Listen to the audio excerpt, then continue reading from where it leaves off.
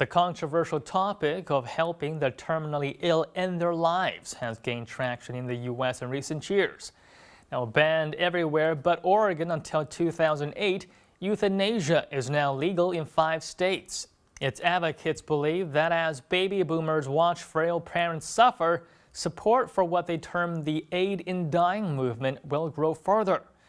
Well, public support for assisted death has already grown in the past half a century.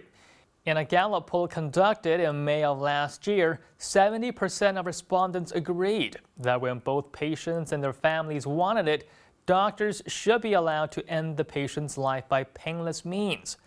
By contrast, in 1948, that figure was just 37%. But despite the growing support for helping the terminally ill end their lives, overt assistance to bring on death remains illegal in most of the U.S. And now let's take a look at some Weibo reactions to this story. The reason for this dispute is because it's hard to determine where we draw the line between euthanasia and murder.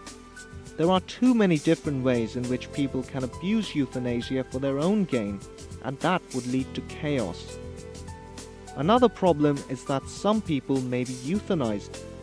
I don't know how it works in America, but I think it will be very dangerous in China. People are already dying under mysterious circumstances in prisons. Do you really want to give the police a valid reason to murder you? Personally, I support euthanasia. On one hand, it can help the patients reduce pain.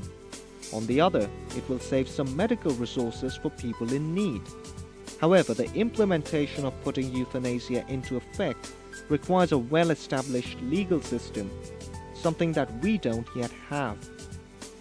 When the patient cannot express themselves, who can replace them to direct and dispose of their life? Without the answers to these questions, there is no difference between euthanasia and murder.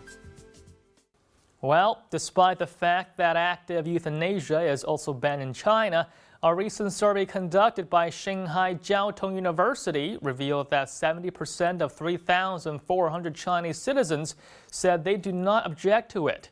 The subject of death has long been taboo in China, a country where there is deep respect and veneration for the elderly.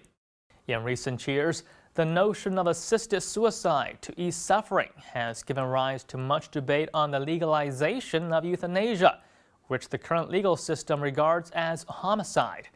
But although some social organizations have begun to offer care services for people in the terminal stage of an illness, several academics believe that China is not yet ready to deal with the ethical and medical ramifications of legalizing euthanasia.